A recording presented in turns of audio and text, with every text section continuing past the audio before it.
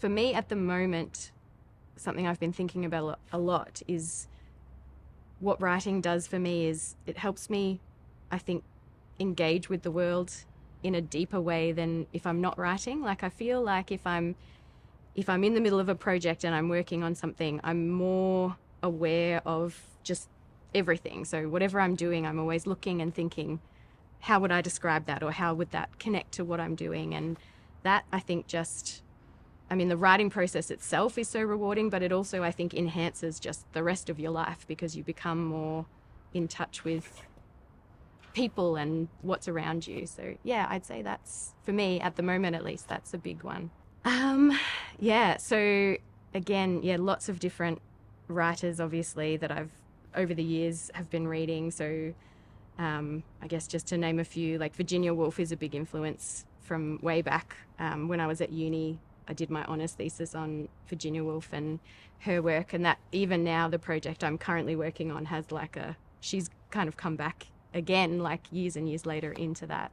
In terms of what inspires me, I think when I think about getting ideas, it's about things that I can't stop thinking about, or something that I'm either really fascinated by or that's really sometimes bothering me. Like, I think with Sugar, I was thinking I'd been diagnosed like a few years before I wrote that book, and so I was thinking a lot about like, well, what does it mean to live with diabetes as a chronic illness? And that, I think, is what, trying to explore that question, not necessarily, come to a definite conclusion, but just the thing that my mind kept coming back to all the time was like, how am I going to do this? How does this work? And so putting that into fiction and putting it into a character, I think helps just explore those ideas. And yeah, I think that for me, that's usually what drives the writing process for sure.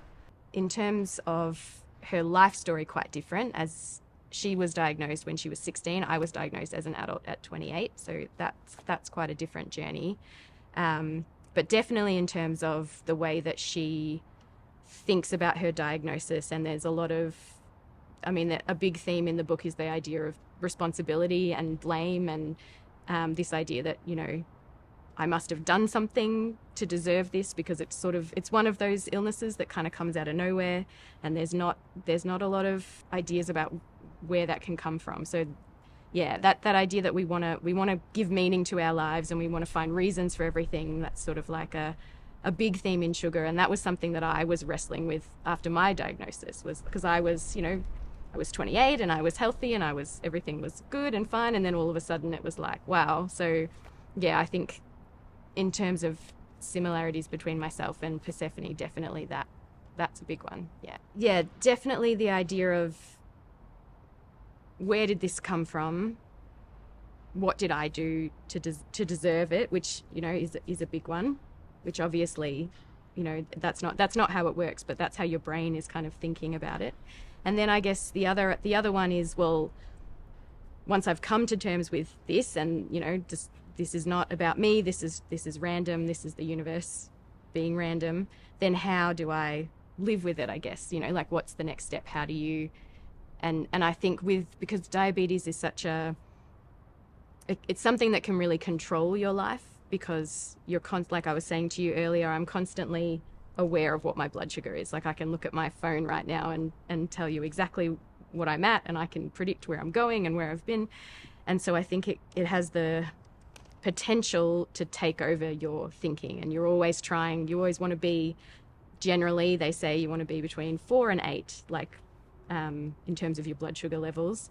And so that can become like an obsession, I guess, like if you're trying to, and you can kind of put everything else aside. But I think the conclusion, I guess, that I hope Persephone comes to, and that I've kind of come to, is that, you just do your best, and you're not going to be perfect. You're not in the middle all the time. You're going to have highs, you're going to have lows, just like in life, but you just do your best to live with it. And yeah, I think a big one would be, it's a Virginia Woolf quote actually that I've been thinking about a lot lately, and it's, no need to hurry, no need to sparkle, which is just, for me at the moment, the thing that I wish I had known when I was 16.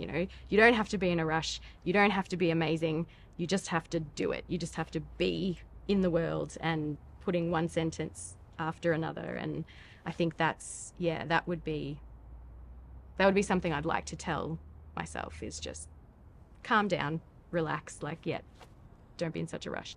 I don't have much of a plan in terms of like where I'm going with age groups, I guess, but I sort of look at whatever idea I'm fascinated by, I sort of look at that and go like, well, where would this fit? And I think sugar, definitely, as soon as I started writing Persephone, because there was a point where I was wondering, I wanted to write something about diabetes, but I wasn't sure if it was going to be middle grade or young adult. I wanted it to be for young people because I'd met a lot of young people who were living with diabetes, and there wasn't a lot out there for them in terms of, film or literature or anything. So I knew I wanted it to be for young people, but I didn't know if it was going to be middle grade or young adult until I started writing. And then Persephone's voice was just quite strong, and I was like, no, this is young adult. I hope people can see themselves in what I've written, other people that have diabetes and that might be struggling with some of those ideas. And I've had some like lovely messages from people that have really related to Persephone, and particularly in terms of like her emotional response to her illness. Because I think when you have diabetes, you spend a lot of time talking to specialists and doctors about like the practical things and the physical implications, but you don't get to spend a lot of time talking about emotionally and how it affects your life in all these little ways. So I hope that sugar allows people to see themselves and to recognize, and just those little moments of like, oh, it's 5 a.m. and I'm low and now I have to wake up and like eat a bunch of jelly beans and I'm really tired and I don't want to do it. Like, it seems like such a little thing, but when I speak to other people, that's something like that is something that I think we can relate to between each other. So and then I hope for people that maybe don't have diabetes but might know someone, or even don't know someone, just an understanding of what it is like on a day-to-day basis to be living, with that illness. I think just keep going is a big one for me. Like, I think a lot of writers feel this, and I'm sort of starting to come to terms with it now, but that idea that you can be in the middle of a project and all of a sudden just go like, what am I doing? This makes no sense. This is terrible. And there's the instinct then is just to quit.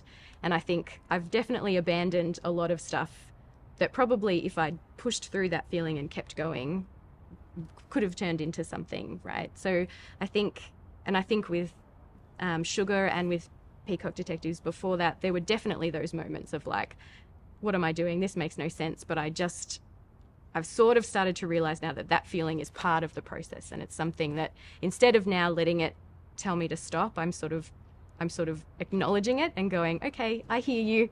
That's fine. I'm going to keep going anyway. And then getting to the end of stuff, I think that's probably my golden rule. And also taking time. I'm not fast. I'm not a fast writer at all. Like I need a lot of time, and like I need time to sit and stare into space for a while and write a sentence, and then sit and stare into space for a bit longer and write another sentence. So I try not to like, I know some writers like to have like daily word limits or time limits or something like that. I don't like doing that because I feel like it forces me to rush, and I need that time and space.